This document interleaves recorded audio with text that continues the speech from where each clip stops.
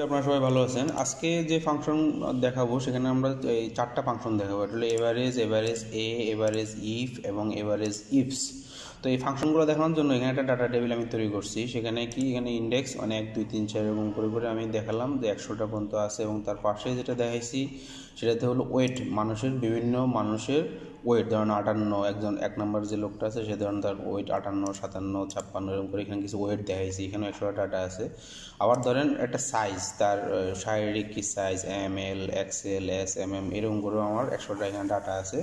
এরপর ধরেন তার একটা জামা বা প্যান্ট সে কিনবে, তার একটা কালার, সেই কালারটা আমরা এখানে দেখাইছি, যেমন রেড, ব্লু, ইয়েলো, ব্লু ইত্যাদি করে এখানেও আমি প্রায় 100টা ডাটা রাখছি। আচ্ছা, এখন এভারেজ আমরা আগের ভিডিওতে একটু দেখছি যে এভারেজটা কীভাবে করা যায়। খুব ইজি। আমি এতটুকু জায়গা যদি সিলেক্ট করি আমার এখানে বলে দিবে যে এভারেজ কত আছে।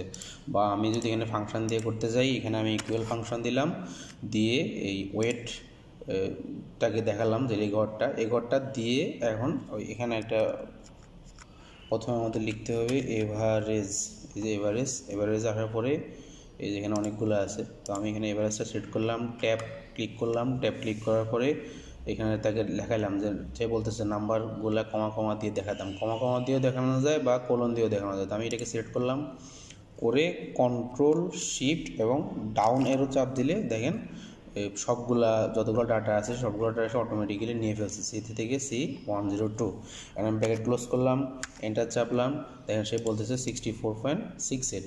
তো আমি এটা ঠিক আছে কিনা কেউ চেক করবো। ধরুন আমি এখানে রাখলাম, রেখে কন্ট্রোল শিফট ডাউন এরো সবগুলো ডাটা সিলেক্ট হলো, এখানে দেখাচ্ছে 64.68।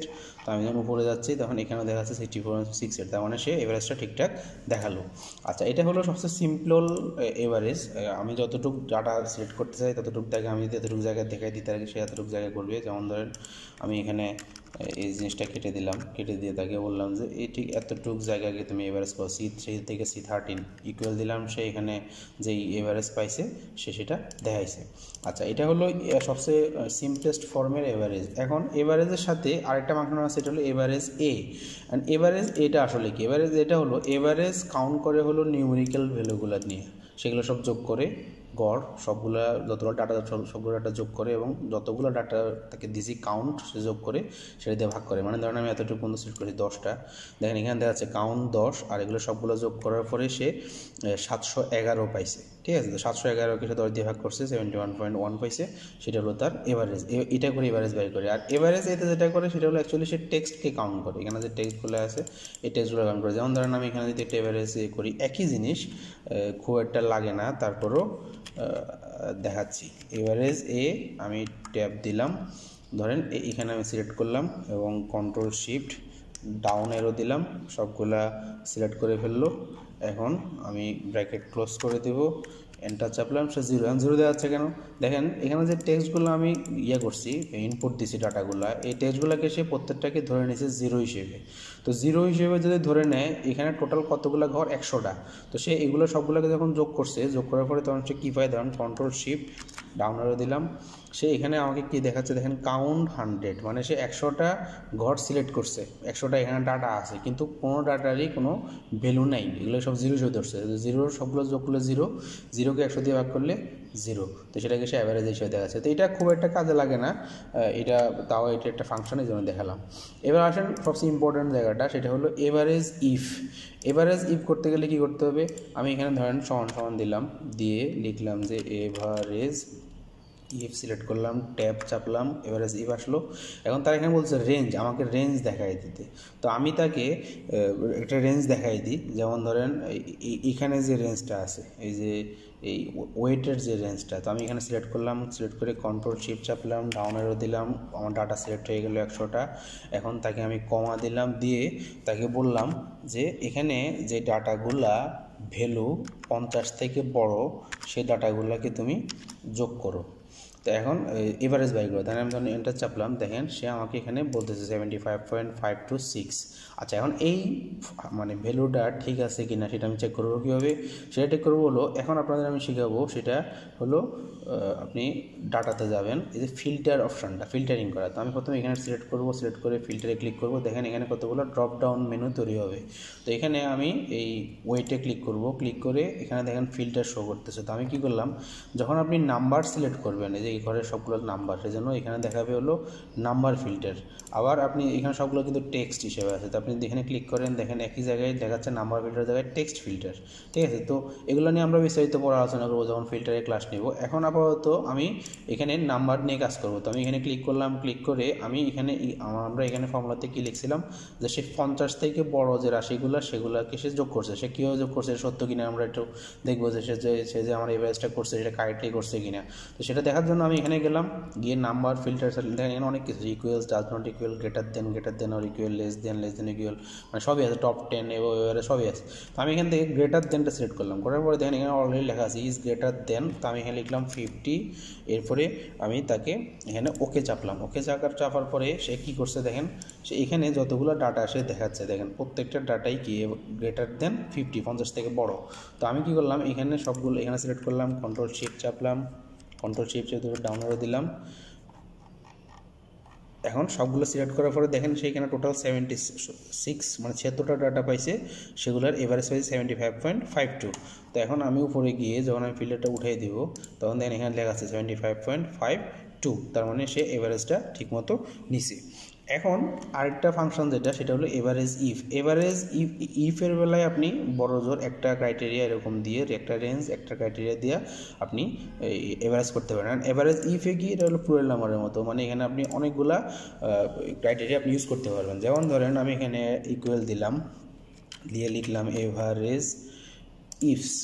এভারেজ ইফস দিয়ে এরপরে আমি ট্যাব চাপলাম, ট্যাব চাপে এখন সে আমাকে কী বলতেছে, এভারেজ রেঞ্জ, আমাকে রেঞ্জটা সে দেখাতে বলতেছে। তো আমরা ধরেন আমি তাকে এই রেঞ্জটা দেখাই দিলাম, কন্ট্রোল শিফট ডাউন অ্যারো, যে এখানে যে ওয়েটের যে রেঞ্জটা আছে সেই রেঞ্জটা আমি তাকে ধরাই দিলাম। দেওয়ার পরে আমি তাকে কমা দিলাম, কমা দেওয়া তাকে বললাম, তাকে এখন আমি এই আরেকটা ঘর দেখাই দিই, ধরেন এটা, কন্ট্রোল শিফট ধরে ডাউন অ্যারো দিলাম, এই ঘরগুলো আমি সিলেক্ট করে দিলাম, এখানে চলে আসছে।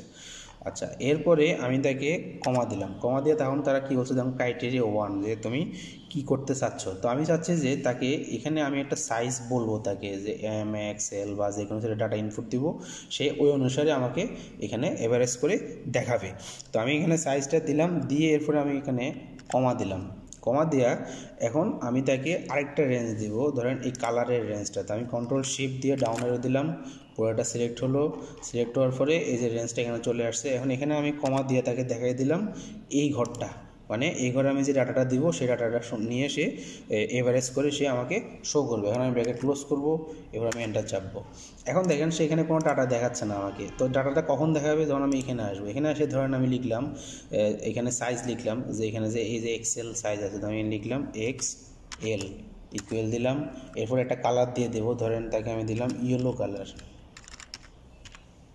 এন্টার। এখন দেখেন সেইখানে দেখাচ্ছে 76, তার মানে সে এখানে যে ডাটাগুলো আছে এই ডাটাগুলোকে সে প্রথমে শর্টিং করছে, করে কী করছে, কীভাবে করছে, যে কোনগুলার পাশে এক্সেল আছে, তারপরে সে দেখছে যে ইয়েলো আছে কোনগুলাতে, ঠিক আছে। তারপরে এক্সেল আর ইয়েলো যে মিলাইতে পারছে সেটারে সেই ডাটাগুলোকে সে এভারেজ করে দেখাচ্ছে যে এভারেজ হলো 76। এখন আমরা দেখব যে সে আসলে অ্যাকচুয়ালি যেই শর্টিংটা করছে, এভারেজ ইফটা করছে, সেটা সত্য কিনা। কেউ করবো, আমি প্রথমে এখানে যাব, গিয়ে এরপরে ডাটা থেকে ফিল্টার আসার পরে যে ডাটাগুলো দিচ্ছি, আমি প্রথমে দিচ্ছিল কি সাইজ। তো আমি প্রথমে সাইজের উপর ক্লিক করব, এখানে দেখেন টেক্সট ফিল্টার, এটা তো ওখানে নিচে আসবেন। এখানে আমি যেহেতু ডাটা দিচ্ছি এক্সেল, তো আমি এক্সেল বাদে বাকি টিক চিহ্নগুলো উঠিয়ে দেবো, উঠাই দিয়ে যখন আমি ওকে দিব তখন সে কী করতে, শুধু এক্সেল যে ঘরগুলোতে আছে সেগুলোকে সে সিলেক্ট করে নিয়ে আসছে। এখন আরেকটা জিনিস আমার কী ছিল, ইয়েলো। তো আমি এখানে ক্লিক করব, করে রেড ব্লুটা উঠাই দিব, শুধু ইয়েলো দিব, ওকে দেব।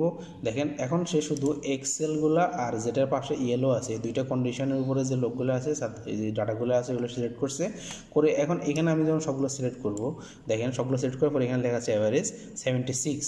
তো এখন আমি যখন ফিল্টারটা উঠাই দেবো, এবার দেখেন এখানে দেখাচ্ছে কি 76, তার মানে আপনারা ব্যাপারটা বুঝতে পারছেন যে যেই জায়গাগুলোতে এক্সেল আছে এবং ইয়েলো আছে সেগুলোকে প্রথমে শর্ট আউট করছে এবং সেগুলোকে পরে এভারেজ করে সেখানে দেখা যাচ্ছে। আমি যদি এখানে অন্য একটা কিছু দিই, ধরেন আমি শুধু এম দিলাম, এম আর ইয়েলো, তাহলে যেটাতে এম যেগুলোর পাশে এমও আছে এবং ইয়েলো আছে সেগুলো সে খুঁজে খুঁজে বাই করছে, করে সেখান থেকে সে এভারেজ ইফটা নিয়ে নিছে। এখন আমি যদি এখানে রেড দিই, তাহলে সে ম্যাক্সিমাম সাইজ এবং রেড কালারের উপরে যে ডাটাগুলো ছিল শর্টিং করছে এবং সেখান থেকে সে এখানে এভারেজটা দেখাচ্ছে।